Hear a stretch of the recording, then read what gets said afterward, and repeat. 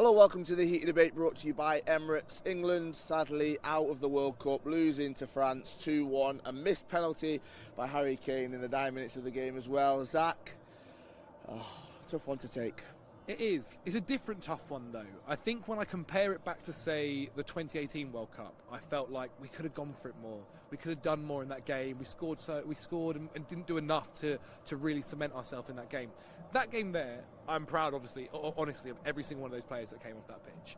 I felt they all put it in, especially in that second half. The first half, I thought we could have done a little bit better. But that second half, we came out, and I don't know what Gareth said to them at half-time, but it definitely worked. It did the trick. And it's a shame that it's such a shame that we're sitting here, rather than maybe praising the boys for just having a great go, and that football, that's football. Sometimes you win some, sometimes you lose some. We're sitting there going, what about that penalty? What about that penalty? And look, Harry Kane takes the first penalty, he scores the first penalty, and if other people at home are thinking that, maybe he should change it, I don't agree to that at all. I think 100% he takes the second one, and that's football. That's football. He's a great penalty taker, he just missed that one. And it's to make it worse, it's been boiling for 3 weeks. He's absolutely freezing now here outside the stadium. Looking at the conversations ahead of the game, it was all Kyle Walker versus Mbappe. What will Gareth Southgate do? 5 at the back, 4 at the back. Surely he played the same, did the 4, played the exact same team as the round of 16 as well. We can't go looking for those excuses, looking for someone to blame with the manager, with the players. They've done everything we wanted them to do. The tactics were right. The tactics are right. The player selection was right, and they proved it. Like, again, we're not coming away from this game where France were better than us, or they dominated us, and we didn't do enough, or we didn't make the substitutes at the right time. Okay, maybe he could have brought one on a little bit earlier if you're being super critical. But as I said earlier, that's just how football works sometimes. You can be the better team. You can dominate the ball. You can do whatever on the pitch. But in the end, you don't win. Or something goes against you, or whatever it is, and today that's what it is. I honestly am proud of that game, and I feel like actually going forward, that's really strong. Semi-final in 2018, we have the Euro, get to the final, got to the quarterfinals of this one. Is it now time though to look in a different direction when it in terms of the manager? We've got so close, but surely the question's got to be there, right? I think the question will be asked. I think everyone probably is having that conversation right now afterwards, because obviously we won't be going to the next game.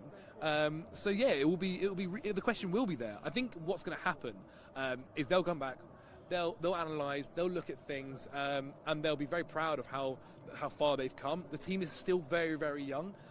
If I'm being completely honest, in the spare of the moment right now, I'd probably give Gareth the Euros. I think he's done so well. Maybe he can go that one step. Like, for instance, if that England team played in that Euros final, I think we win. I think we win. I think we do have a really strong performance. And so things are going like this. Things are going like this.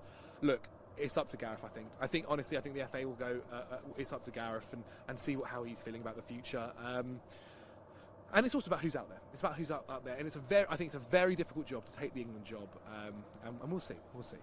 And Bellingham, a player that everyone's talked about. Let's just wax lyrical a little bit about him. I mean, very special talent. He's playing with some experienced players as well. But doesn't it just excite you how he plays, how mature he is for his age, where he could get to, but also the youngsters that England have got as well? I mean, the amount of youngsters that are under the age of 25 who will kind of be hitting their prime, per se, by the next tournament or even the next World Cup.